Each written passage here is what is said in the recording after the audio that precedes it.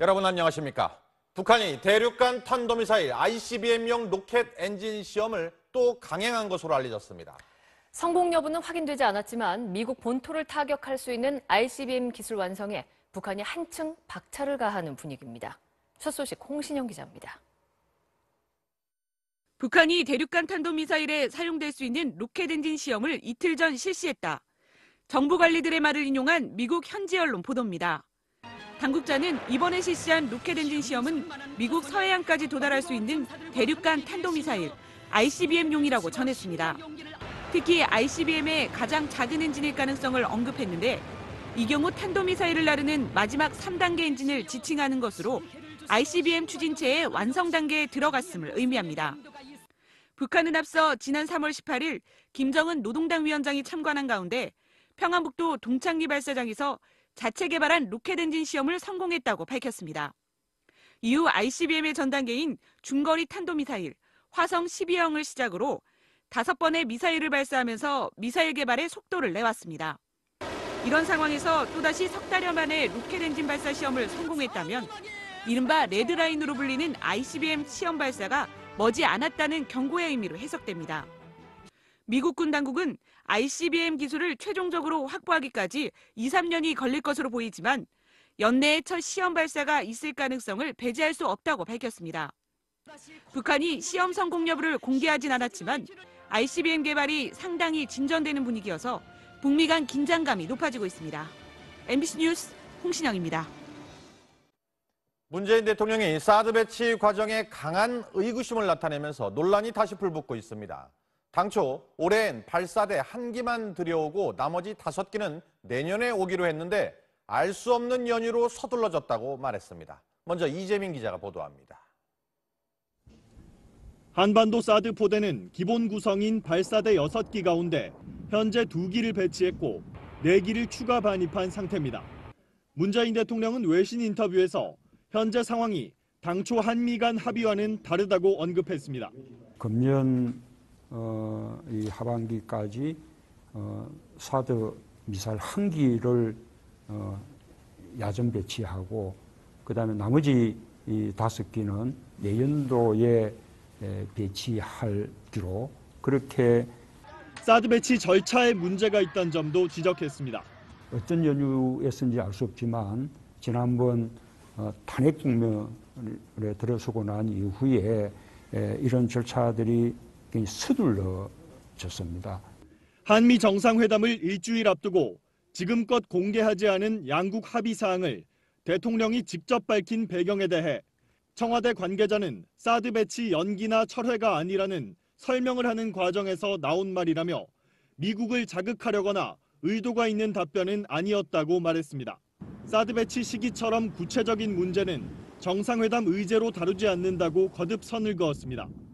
청와대는 다음 주 문재인 대통령 미국 방문에서 사드 문제를 논의하기보다는 도널드 트럼프 대통령과 우위를 다지고 국익을 확보하는 데 집중하겠다고 밝혔습니다.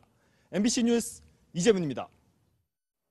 보신 것처럼 관심은 엿새 앞으로 다가온 한미 정상회담으로 쏠리고 있습니다. 청와대 부인에도 불구하고 사드 문제는 최대 현안으로 다뤄질 가능성이 높습니다. 손영 기자입니다.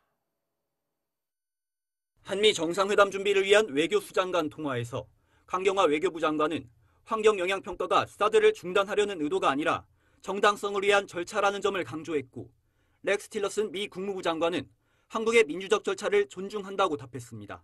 문재인 대통령이 사드 배치가 당초 한미의 합의대로 진행되지 않았다고 언급한 것은 환경영향평가로 인한 사드 배치 지연을 사드 철회로 인식하지 말아달라는 뜻을 강조한 것 아니냐는 분석이 나옵니다.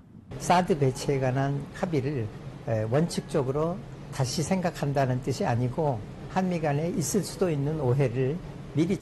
하지만 오토 원비어 사망을 계기로 미국에서 대북 강경론이 확산되는 가운데 정상회담을 앞두고 사드 배치 과정의 절차적 문제가 부각되는 것에 대해서는 청와대도 부담스러워하는 분위기입니다.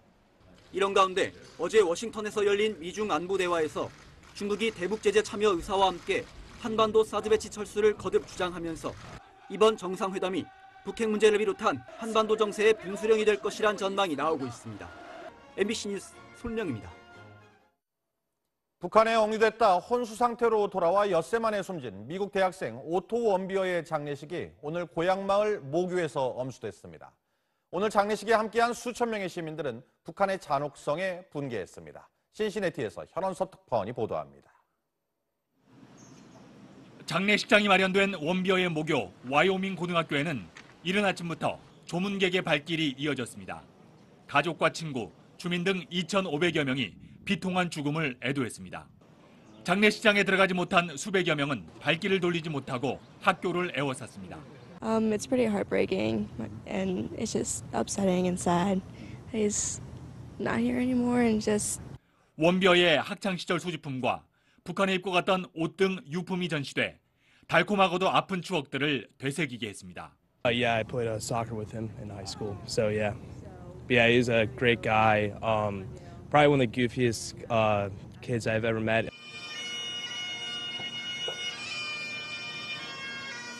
성조기 문양의 넥타이를 맨 아버지는 운구를 바라보며 차마 말을 잇지 못했습니다. 조문객들은 원비어의 목숨을 앗아간 북한의 잔혹성에 다시 한번 분개했습니다. They showed a lack of respect for basic human dignity, human rights.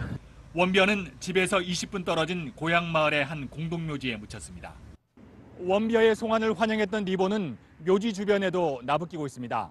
이로써 원비어는 그의 가족의 표현대로 집으로의 여행을 완전히 마무리했습니다. 원비어 송환을 위해 북한을 방문했던 조셉윤 미 국무부 대북정책 특별대표는 문재인 대통령의 조전을 전달했습니다. 신시내티에서 MBC 뉴스 현원섭입니다. 원비어 사망 사흘 만에 북한은 공식 입장을 내놨습니다. 사과나 해명은커녕 오히려 자신들이 최대 피해자라며 미국으로 화살을 돌렸습니다. 김세진 기자입니다. 북한 외무성은 대변인 담화를 통해 원비어가 혼수 상태였지만 북한을 떠날 때까지 맥박과 호흡 등 생명 지표가 정상인 상태였으며 성심성의껏 치료했다고 주장했습니다. 그러면서 생명 지표가 정상이었던 원비어가 미국으로 돌아간 후 일주일도 못 돼 급사한 것은 수수께끼라고 밝혔습니다. 특히 원비어의 송환을 위해 동행했던 미국 의사들도 이 같은 사실을 인정했다고 주장하며 고문 구타 의혹도 부인했습니다. 북한은 원비어가 심장이 거의 멈췄던 적이 있었다고 밝혔지만 원인은 구체적으로 밝히지 않았고 오히려 오바마 행정부가 원비어의 석방을 공식적으로 요청하지 않았으며 이번 사건의 최대 피해자는 오히려 북한이라고 반박했습니다. 그러면서 북한에 대한 비난이 적에 대한 인도주의와 관대성은 금물이라는 결심을 굳혀주고 있다며 남은 3명의 미국인 억류자들을 내세워 미국 정부를 더 압박했습니다. MBC 뉴스 김세진입니다. 문재인 대통령이 실전 배치를 앞둔 우리 군의 탄도미사일 발사 시험 현장을 참관했습니다. 문 대통령은 강한 국방력이 있을 때 북한과의 대화도 가능한 것이라고 말했습니다. 김천홍 기자입니다. 탄도미사일이 이동식 발사대에서 화염을 내뿜으며 하늘로 솟구칩니다. 수분간 비행을 거쳐 60km 떨어진 목표 지점에 정확히 명중합니다. 우리 군이 자체 기술로 개발한 사거리 800km 탄도미사일 현무2로 현장을 직접 참관한 문재인 대통령은 발사 성공을 높이 평가했습니다. 현무2 탄도미사일 시험 발사 성공은 한미 신미사일 지침에 따른 최대한의 능력을 확보한 의미가 있으며 북한의 핵과 미사일 위협을 무력화할 킬체인의 핵심 무기체계인 현무2는 오늘 시험 발사 성공으로 중부 이남 후방 지역에 배치해도 북한 전역을 타격할 수 있게 됐습니다. 문 대통령은 평화도 결국 자주국방 능력이 있을 때 가능하다는 점을 분명히 했습니다. 대화도 강한 국방력이 있을 때 가능한 것이며 포용 정책도 우리가 북한을 압도할 안보 능력이 있을 때 가능한 것이다. 또 우리 군이 개발하는 무기체계는 파괴나 살상의 수단이 아니라 대화와 평화의 수단이 돼야 한다고 거듭 강조했습니다. 오늘 참관에 대해 청와대는 북한의 잇따른 도발에 대한 엄중한 경고의 의미가 담겨 있다고 설명했습니다. 현무2 미사일은 본격적인 전력화에 앞서 2번의 시험 발사를 남겨두고 있습니다. MBC 뉴스 김천홍입니다. 다음 주 인사청문회에 나설 김상곤 부총리 겸 교육부 장관 후보자의 과거 이념 편향적인 언행이 논란입니다. 사회주의 혁명을 연상시키는 발언, 한미동맹 폐기 주장 등인데 야당은 물론 교육계도 우려를 밝혔습니다. 김민창 기자입니다. 지난 2005년부터 4년여 동안 평생교육시설인 사이버노동대학의 총장을 지낸 김상곤 후보자가 2007년 졸업식 축사에 나섰습니다. 8기 신입생 모집의 대표 슬로건을 자본의 족쇄를 거부하고 사회주의를 상상합시다로 한 것도 사회주의 혁명을 연상하게 하는 발언입니다. 당시 임기 말에 노무현 정부를 향해 가식적인 개량주의에 머물렀다고도 비판했습니다. 5년 동안 민주정부 수립으로 이어졌던 민주진보운동을 희화화하고 스스로 무능 정권의 실상을 여실히 드러내왔습니다. 총장 시절 이 대학 홈페이지에는 해방 공간을 건설할 동지 일꾼들을 길러내기 위해 심혈을 기울이고 있다고 썼습니다. 김 후보자가 앞서 2005년 교수노조위원장으로 주한미군 철수와 한미동맹 폐기 주장을 담은 선언문을 낭독한 것도 논란입니다. 2007년에는 막스주의 이념을 추종하는 단체 집행위원회도 이름을 올렸습니다. 자유한국당은 교육수장으로 이념적으로 심각하게 편향된 인사는 안 된다며 지명 철회를 주장했습니다. 우리 아이들의 인식과 신념의 저류를 이런 본인의 인식의 수준으로 만들어가겠다는 그런 위험 인물이라고. 교육계도 우려의 목소리를 냈습니다. 교육은 정치적인 중립성이 중요합니다. 교육부의 수장 후보로서 이념적인 편향성이 우려가 됩니다.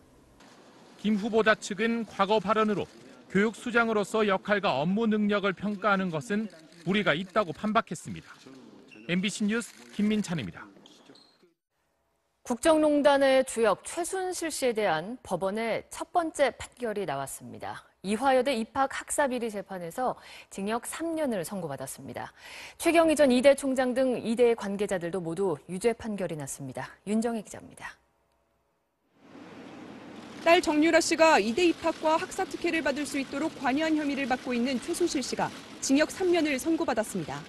국정농단으로 기소된 최 씨의 여러 사건 중 법원의 판단이 나온 건 이번이 처음입니다. 서울중앙지법 김수정 부장판사는 자녀가 잘 되길 바라는 어머니의 마음으로 보기엔 너무 많은 불법 행위를 보여줬다고 밝혔습니다. 특히 최 씨의 범행으로 누구든 공평한 기회를 부여받고 열심히 노력하면 정당한 결과를 얻을 수 있다는 사회의 믿음이 무너졌다고 지적했습니다. 재판부는 정 씨의 학사비리를 도운 최경희 전 이대 총장과 김경숙 전 학장에게는 징역 2년을, 남궁곤 전 입학처장에게는 징역 1년 6개월을 선고했습니다. 최순실 씨와 김종 전 차관 사이에서 이들의 공모관계가 인정된다고 본 겁니다. 또 재판부는 정 씨의 학사비리를 도운 다른 이대 관계자들에게도 유죄를 선고했습니다. 최 씨 측은 선고 결과를 인정할 수 없다며 항소하겠다고 밝혔습니다. 다만 법원은 정 씨의 입시 비리와 가담 정도에 대해서는 인정하지 않았습니다. 최 씨의 최종 형량은 직권남용과 뇌물수수 등 나머지 재판이 모두 끝난 뒤 각 재판에서 선고된 형량을 모두 더해 정해질 예정입니다. MBC 뉴스 윤정혜입니다. 정부의 6.19 부동산 대책 발표 이후 건설사들이 오늘 첫 분양에 나섰습니다. 추가 규제를 피할 마지막 투자라는 기대에 문전성시였다고 하는데요. 김성현 기자가 다녀왔습니다. 오늘 첫 문을 연 경기도 판교의 한 모델하우스. 밖에선 대기 행렬이 끝이 보이지 않을 정도로 늘어섰고 안에도 집 구경을 하거나 상담받는 사람들로 발 디딜 틈이 없습니다. 4년 뒤에 입주를 한다고 하니까 애기 아빠 퇴직 시기에 맞춰서 공기 좋은 데로 이사를 하고 싶어서. 오늘 하루 다녀간 고객은 17,000여 명. 집단 대출을 추가 규제하는 6.19 대책이 적용되지 않는 물량이기 때문에 사람들은 더욱 몰렸습니다. 서울 고덕동에서 개관한 모델하우스 역시 6.19 대책을 피하려는 수요자들로 붐볐습니다. 경기도 군포의 한 분양 현장에선 8,000명 이상이 상담을 받았는데 서울 전 지역에서 입주 시점까지 분양권 잔매가 막히면서 규제를 받지 않는 지역으로 투자자가 몰린 셈입니다. 6.19 대책의 후속 입법 과정 중에 갭이라든지 아니면 규제를 피해갈 수 있는 일부 분양 물량의 수요자들이 쏠림 현상을 나타낼 수 있는데요. 전부 원천 봉쇄하기에는 한계가 있을 것으로. 다음 달 전국의 신규 분양 물량은 47,000여 가구. 이 가운데 강동과 용산, 영등포 등 서울에서만 10,000 가구가 쏟아질 예정입니다. MBC 뉴스 김상현입니다. 김현미 국토교통부 장관이 최근 집값이 급등한 원인은 투기 세력 때문이라는 입장을 밝혔습니다. 김 장관은 오늘 취임식에서 부동산 투기에 강력히 대처하겠다고 강조했습니다. 조윤정 기자입니다. 세종청사의 취임식장에 들어선 김현미 국토교통부 장관. 취임사로는 이례적으로 부동산 통계를 제시해가며 최근 부동산 과열은 공급 부족 탓이 아니라 사실상 투기 세력 때문이라고 못 박았습니다. 주택 시장을 어지럽히는 일이 더 이상 생겨서는 안 됩니다. 이번 대책은 그러한 분들에게 보내는 1차 메시지입니다. 김 장관이 공개한 자료에 따르면 집이 없거나 주택이 한 채인 사람이 지난달 집을 산 비율은 줄어든 반면 집을 2채 이상 보유한 사람이 집을 산 비율은 많게는 7.5%까지 늘었습니다. 집이 5채 이상인 다주택자의 지난달 주택 거래 비율은 강남구에서 58%, 송파구에선 89%나 늘어나 강남 4구에서 작년보다 53% 급등한 것으로 나타났습니다. 강남 4구에서 집을 구입한 연령대를 보면 60, 70대는 줄어들고 40, 50대는 14% 정도 증가했는데 29살 이하가 54% 늘어났습니다. 이런 자료들을 볼 때 집값 과열은 실수요자 때문이 아닌 편법 거래 때문으로 의심된다는 겁니다. 신임 국토부 장관이 취임식 자리에서부터 투기 세력에 대한 단호한 대응 방침을 밝히면서 정부의 부동산 투기 억제 대책은 더욱 강화될 것으로 보입니다. MBC 뉴스 조윤정입니다. 재벌 저격수로 불린 김상조 공정거래위원장이 4대 기업 경영자들과 첫 만남을 가졌습니다. 이 대기업의 눈부신 성장에도 국민들 삶이 더 팍팍해진 건 문제라며 대기업의 일감 몰아주기에 대한 논의를 이어갔습니다. 이준범 기자입니다. 오늘 간담회에는 삼성전자 권오현 부회장, 현대차 정진행 사장, SK텔레콤 박정호 사장과 주식회사 LG 하연회 사장이 그룹을 대표해 참석했습니다. 김 위원장은 대기업들은 한국 경제가 이룩한 놀라운 성공의 증거라고 덕담을 건네면서도 사회와 시장의 기대에 미치지 못한 점이 있었다고 말했습니다. 소수의 상위 그룹들은 글로벌 기업으로 성장했는데 다수 국민의 삶은 오히려 팍팍해진 것은 뭔가 큰 문제가 있다는 의미. 비공개 면담에서는 일감 몰아주기에 대해 구체적인 대화가 오간 것으로 알렸습니다. 현재 총수일가 지분 30%가 넘는 상장사는 일감 몰아주기 규제 대상에 포함되는데 공정위는 이를 20%로 강화하는 방안을 검토하고 있습니다. 핵심 계열사인 글로비스와 이노션의 총수일가 지분을 29.9%로 맞춰 규제를 피하고 있는 현대차 그룹이 직접 영향을 받는 정책입니다. 그러나 김 위원장은 현대차 측과 별도로 협의를 해나가겠다는 뜻을 밝혔습니다. 산업의 특수성을 감안해서 신중하게 하시겠다는 그런 말씀을 들어서 아주 안심하고 돌아가겠습니다. 다른 참석자들도 공정위의 개혁 방향에 대체로 공감한다고 밝혔습니다. 공정위는 재계와 수시로 만나겠지만 정경유착 등 불필요한 오해가 나올 수 있는 만큼 정례화하지는 않겠다고 설명했습니다. MBC 뉴스 이준범입니다. 극심한 가뭄이 이어지는 가운데 강원도 강릉시가 다음 달 사상 첫 제한급수에 들어갑니다. 동네 목욕탕서부터 관광업계까지 타격이 큽니다. 김형우 기자입니다. 강릉시의 최대 상수원인 오봉저수지. 저수지 상류는 이미 바닥을 드러냈고 급수탑 수위도 기준선 밑으로 내려갔습니다. 수위계가 설치된 이후 17년 만에 이곳 저수지의 저수율이 사상 처음으로 20%대까지 떨어졌습니다. 비가 내리지 않으면 강릉 지역 생활용수 공급은 3주 정도밖에 버티기 어렵습니다. 이에 따라 강릉시는 다음 달 1일부터 생활용수 공급을 하루 7만 6천 톤에서 1만 톤 줄이기로 했습니다. 또 수영장과 목욕탕이 휴업에 들어가고 해수욕장 개장도 연기됐습니다. 휴장은 다음 주 월요일부터 시작될 예정이며 휴장으로 인해 일간 160톤의 물을 절약할 수 있을 거라 생각됩니다. 서산대산공단의 공업용수를 대는 대호지는 저수율 0%의 모래사장이 돼버렸습니다. 공업용수를 재활용하는 등 대응에 나섰지만 역부족입니다. 10일 정도 비가 더 오지 않는다면 공장 가동 단축을 포함해서 가동 중단을 걱정할 만큼 심각하게. 가뭄은 50m 높이의 폭포마저 말려버렸습니다. 래프팅 명소에 보트조차 띄울 수 없게 되자 인근 펜션에는 예약 취소 사태가 빚어졌습니다. 해마다 오는데 올해처럼 이리 가무는 건 처음이에요. 아예 물이 없어요. 산짐승도 긴 가뭄이 힘들긴 마찬가지. 상수원 정수장까지 내려온 멧돼지는 주변을 헤집고 다니다 결국 사살됐습니다. 극심한 가뭄으로 식수나는 물론 농업과 관광업 그리고 제조업까지 어려움이 더해지고 있습니다. MBC 뉴스 김영호입니다. 통화에서 강경화 외교부 장관은 환경영향평가가 사드를 중단하려는 의도가 아니라 정당성을 위한 절차라는 점을 강조했고, 렉스 틸러슨 미 국무부 장관은 한국의 민주적 절차를 존중한다고 답했습니다.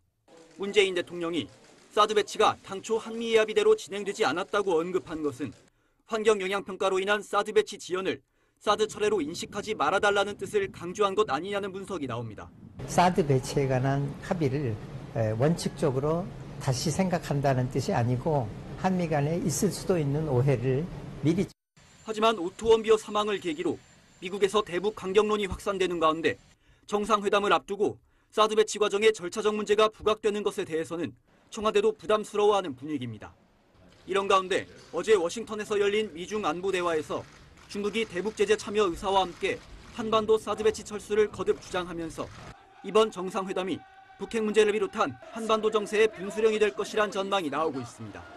MBC 뉴스 손령입니다. 북한에 억류됐다 혼수 상태로 돌아와 엿새 만에 숨진 미국 대학생 오토 원비어의 장례식이 오늘 고향마을 모교에서 엄수됐습니다.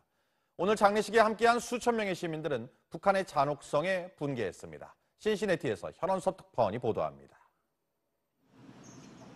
장례식장이 마련된 원비어의 모교 와이오밍 고등학교에는 이른 아침부터 조문객의 발길이 이어졌습니다. 가족과 친구, 주민 등 2,500여 명이 비통한 죽음을 애도했습니다. 장례식장에 들어가지 못한 수백여 명은 발길을 돌리지 못하고 학교를 애워쌌습니다. It's pretty heartbreaking and it's just upsetting and sad. He's not here anymore and just. 원비어의 학창 시절 소지품과 북한에 입고 갔던 옷 등 유품이 전시돼 달콤하고도 아픈 자는 오히려 북한이라고 반박했습니다. 그러면서 북한에 대한 비난이 적에 대한 인도주의와 관대성은 금물이라는 결심을 굳혀주고 있다며 남은 3명의 미국인 억류자들을 내세워 미국 정부를 더 압박했습니다. MBC 뉴스 김세진입니다. 문재인 대통령이 실전 배치를 앞둔 우리 군의 탄도미사일 발사 시험 현장을 참관했습니다. 문 대통령은 강한 국방력이 있을 때 북한과의 대화도 가능한 것이라고 말했습니다. 김천홍 기자입니다. 탄도미사일이 이동식 발사대에서 화염을 내뿜으며 하늘로 솟구칩니다. 수분간 비행을 거쳐 60km 떨어진 목표 지점에 정확히 명중합니다. 우리 군이 자체 기술로 개발한 사거리 800km 탄도미사일 현무2로 현장을 직접 참관한 문재인 대통령은 발사 성공을 높이 평가했습니다. 현무2 탄도미사일 시험 발사 성공은 한미 신미사일 지침에 따른 최대한의 능력을 확보한 의미가 있으며 북한의 핵과 미사일 위협을 무력화할 킬체인의 핵심 무기체계인 현무2는 오늘 시험 발사 성공으로 중부 이남 후방 지역에 배치해도 북한 전역을 타격할 수 있게 됐습니다. 문 대통령은 평화도 결국 자주국방 능력이 있을 때 가능하다는 점을 분명히 했습니다. 대화도 강한 국방력이 있을 때 가능한 것이며 포용 정책도 우리가 북한을 압도할 안보 능력이 있을 때 가능한 것이다. 또 우리 군이 개발하는 무기 체계는 파괴나 살상의 수단이 아니라 대화와 평화의 수단이 돼야 한다고 거듭 강조했습니다. 오늘 참관에 대해 청와대는 북한의 잇따른 도발에 대한 엄중한 경고의 의미가 담겨 있다고 설명했습니다.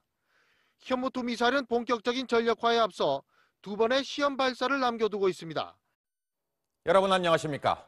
북한이 대륙간 탄도미사일 ICBM용 로켓 엔진 시험을 또 강행한 것으로 알려졌습니다. 성공 여부는 확인되지 않았지만 미국 본토를 타격할 수 있는 ICBM 기술 완성에 북한이 한층 박차를 가하는 분위기입니다. 첫 소식 홍신영 기자입니다. 북한이 대륙간 탄도미사일에 사용될 수 있는 로켓 엔진 시험을 이틀 전 실시했다. 정부 관리들의 말을 인용한 미국 현지 언론 보도입니다. 당국자는 이번에 실시한 로켓 엔진 시험은 미국 서해안까지 도달할 수 있는 대륙간 탄도미사일 ICBM용이라고 전했습니다. 특히 ICBM의 가장 작은 엔진일 가능성을 언급했는데 이 경우 탄도미사일을 나르는 마지막 3단계 엔진을 지칭하는 것으로 ICBM 추진체의 완성 단계에 들어갔음을 의미합니다. 북한은 앞서 지난 3월 18일 김정은 노동당 위원장이 참관한 가운데 평안북도 동창리 발사장에서 자체 개발한 로켓 엔진 시험을 성공했다고 밝혔습니다. 이후 ICBM의 전 단계인 중거리 탄도미사일 화성 12형을 시작으로 5번의 미사일을 발사하면서 미사일 개발에 속도를 내왔습니다. 이런 상황에서 또다시 석 달여 만에 로켓 엔진 발사 시험을 성공했다면 이른바 레드라인으로 불리는 ICBM 시험 발사가 머지 않았다는 경고의 의미로 해석됩니다. 미국군 당국은 ICBM 기술을 최종적으로 확보하기까지 2-3년이 걸릴 것으로 보이지만 연내에 첫 시험 발사가 있을 가능성을 배제할 수 없다고 밝혔습니다. 북한이 시험 성공 여부를 공개하진 않았지만 ICBM 개발이 상당히 진전되는 분위기여서 북미 간 긴장감이 높아지고 있습니다. MBC 뉴스 홍신영입니다. 문재인 대통령이 사드 배치 과정에 강한 의구심을 나타내면서 논란이 다시 불붙고 있습니다. 당초 올해엔 발사대 한 기만 들여온 추억들을 되새기게 했습니다. Yeah, I played soccer with him in high school. So yeah, he's a great guy. Probably one of the goofiest kids I've ever met.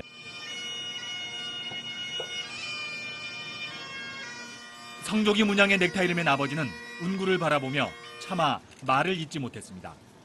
조문객들은 원비어의 목숨을 앗아간 북한의 잔혹성에 다시 한번 분개했습니다. They showed a lack of respect for basic human dignity, human rights.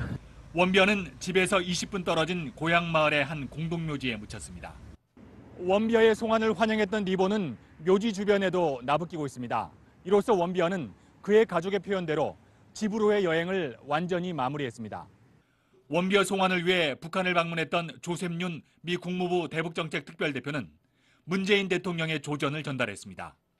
신시내티에서 MBC 뉴스 현원섭입니다. 원비어 사망 사흘 만에 북한은 공식 입장을 내놨습니다. 사과나 해명은커녕 오히려 자신들이 최대 피해자라며 미국으로 화살을 돌렸습니다. 김세진 기자입니다. 북한 외무성은 대변인 담화를 통해 원비어가 혼수 상태였지만 북한을 떠날 때까지 맥박과 호흡 등 생명 지표가 정상인 상태였으며 성심성의껏 치료했다고 주장했습니다. 그러면서 생명 지표가 정상이었던 원비어가 미국으로 돌아간 후 일주일도 못 돼 급사한 것은 수수께끼라고 밝혔습니다. 특히 원비어의 송환을 위해 동행했던 미국 의사들도 이 같은 사실을 인정했다고 주장하며 고문 구타 의혹도 부인했습니다. 북한은 원비어가 심장이 거의 멈췄던 적이 있었다고 밝혔지만 원인은 구체적으로 밝히지 않았고 오히려 오바마 행정부가 원비어의 석방을 공식적으로 요청하지 않았으며 이번 사건의 최대 피해고 나머지 5기는 내년에 오기로 했는데 알 수 없는 연유로 서둘러졌다고 말했습니다. 먼저 이재민 기자가 보도합니다.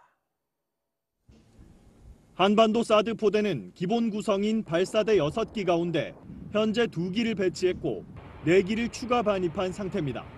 문재인 대통령은 외신 인터뷰에서 현재 상황이 당초 한미 간 합의와는 다르다고 언급했습니다.